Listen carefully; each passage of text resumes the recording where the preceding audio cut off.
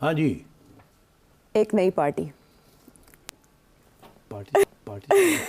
ایک وہ کون سی جگہ ہوتی ہے جہاں ہر وقت پارٹی چلتی ہے؟ Party shorty birthday party. وہ جگہ جو بھی کہلاتی ہے، لیکن پاکستان میں بھی ہر وقت پارٹی پیدا ہوتی رہتی ہے. ماضی میں تو ایسے ہوتا تھا سیٹھی صاحب، جب کوئی پارٹی زیر اتاب ہوتی تھی تو اس کے فیکشنز بن جاتے تھے، پارٹی ٹوٹ پھوٹ جاتی تھی، اس میں سے نئی چھوٹی چھوٹی پارٹیز جنم لیتی تھی. یہی تاریخ رہی ہے. لیکن اب کی بار تو ذرا مختلف یوں ہوا ہے کہ یہ جو ہماری نئی پارٹی جس کا قیام عمل میں لایا گیا، یہ مسلم لیگ نون کے دور اقتدار میں ہوا ہے یا اتحادی حکومت کے دور اقتدار میں ہوا. اور ایک سابق وزیر اعظم ہے، ایک سابق وزیر خزانہ ہے، دونوں سمجھدار آدمی ہیں. ان دونوں نے مل کر، دیگر بھی رہنما عظیم قادری صاحب ہیں اور ڈاکٹر ظفر مرزا ہیں، عمران خان صاحب کی کیبنٹ کا وہ حصہ رہے تھے، ان سب کے ساتھ سٹیج پر بیٹھ کے ایک نئی پارٹی کا لانچ، وہ بھی نہ الیکشن سے پہلے نہ الیکشن کے فوری بعد، اب اس وقت پر آ کر.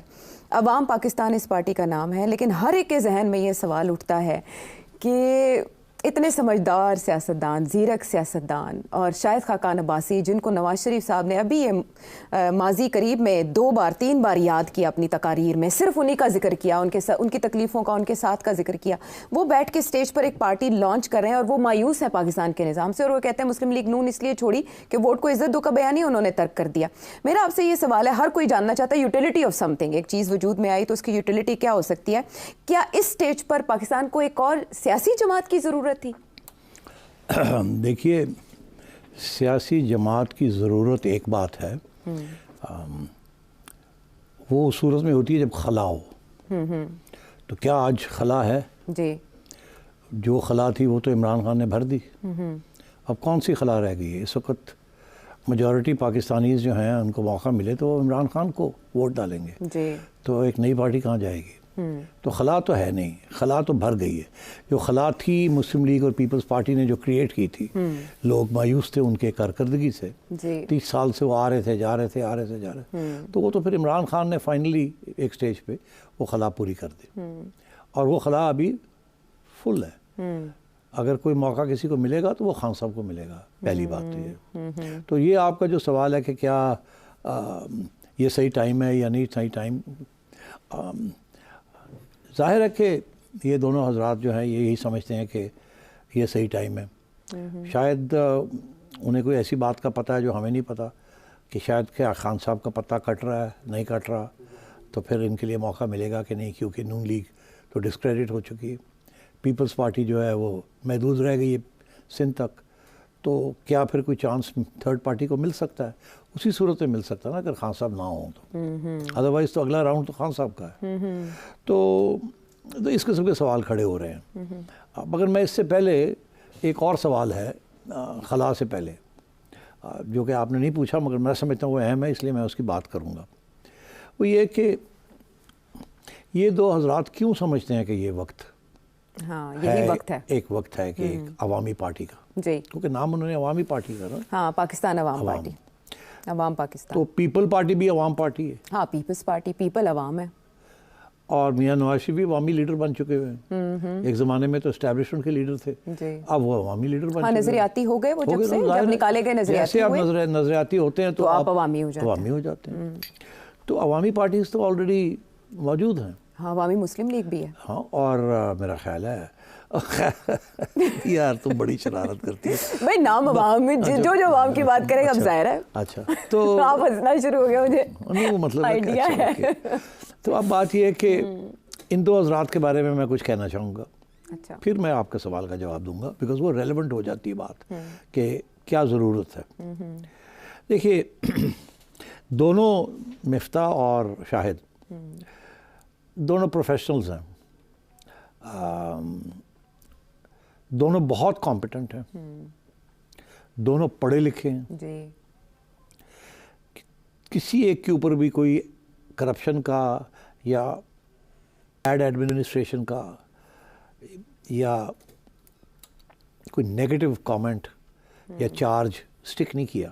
ہاں، لگا، لیکن اس سے بری ہو گئے، اور بری پھر تو انہوں ہو نے گئے. کہا اور کہ ہم سو کریں گے. ابھی حال ہی میں جن صاحب نے الزام لگایا تھا، جی، شہزاد اکبر صاحب، جی، انہوں نے بھی ایک انٹرویو میں دونوں کو کلیئر کر دیا. انہوں نے کہا جی کیس ہی کوئی نہیں تھا. میں تو کہتا رہ گیا کوئی کیس نہیں ان کے خلاف. تو اس پہ بھی نمبر لے جاتے ہیں. جی. دوسری چیز کہ دونوں محب الوطن ہیں، کوئی شک ہی نہیں ہے اس کے اوپر۔ تیسری چیز کہ دونوں مسلم لیگ نون کا حصہ تھے اور بڑے فیتھفل تھے ٹو دا پارٹی، کسی سٹیج پہ بھی انہوں نے ڈی اسٹیبلائز نہیں کیا پارٹی کو، جو بھی ان کے اختلافات تھے لیڈرشپ کے ساتھ وہ باہر نہیں آنے دیے انہوں نے جب تک وہ پارٹی کے اندر تھے۔ مگر دونوں یہ سمجھتے ہیں کہ پارٹی لیڈرشپ نے ان کو لیٹ ڈاؤن کیا ہے، دونوں کا یہ ایک موقف ہے، اور ساری پاکستان کو بھی اس بات کا احساس ہے، یہ جو ساری باتیں میں نے کہی ہیں سب اتفاق کریں گے اس کے ساتھ، دونوں فیل کرتے ہیں کہ لیٹ ڈاؤن فیل کرتے ہیں کہ ہماری پارٹی نے ہمیں عزت نہیں دی یا مقام نہیں دیا جو ہمارا تھا یا ہمیں مل سکتا تھا۔ دونوں کے پاس آپشن تھی کہ وہ رہیں پارٹی کے اندر جو صورتحال ہے یا چھوڑ دیں۔ دونوں نے یہ فیل کیا کہ ہمیں پہچانا نہیں گیا اور ہمارے ساتھ ہاتھ ہو گیا، ہمارے ساتھ عزت نہیں دی ہمیں۔ دونوں نے پھر فیصلہ کیا کہ ہم چھوڑ دیتے ہیں پارٹی، یہ نہیں کہ پارٹی میں رہیں گے اور نان اینٹی بن جائیں گے اور جی حضوری کریں گے، وہ اب نہیں ہوگی۔ اس کے بعد آگے آپشن یہ تھا کہ سیاست چھوڑ دیں، عمران خان کو جوائن کر لیں یا اپنی نئی پارٹی بنائیں۔ اچھا، اور کچھ چوتھا آپشن نہیں تھا۔ چودھری انتصار کی طرح ایک طرف ہو جائیں وہ بھی نہیں تھا۔ نہیں، دیکھیں نا، وہی تو میں کہہ رہا ہوں نا، یا تو وہ چھوڑ دے سیاست، یہی میں نے کہا نا، ایک آپشن یہ تھا سیاست چھوڑ دیں۔ چودھری انتصار کہتے ہیں نا میں نے چھوڑ دی ہے، وہ اور بات ہے کسی وقت واپس آ جائے، مگر ابھی تو یہی کہہ رہے ہیں نا کہ میں نے نہیں کہیں جانا۔ تو یا ایک آپشن تھا چھوڑ دیں، دوسرا آپشن تھا کہ عمران خان کو جوائن کر لے، لیڈنگ پارٹی ہے اس وقت، پاپولر پارٹی ہے، اور تیسرا آپشن یہ تھا کہ اپنی سیاسی جماعت بنائیں۔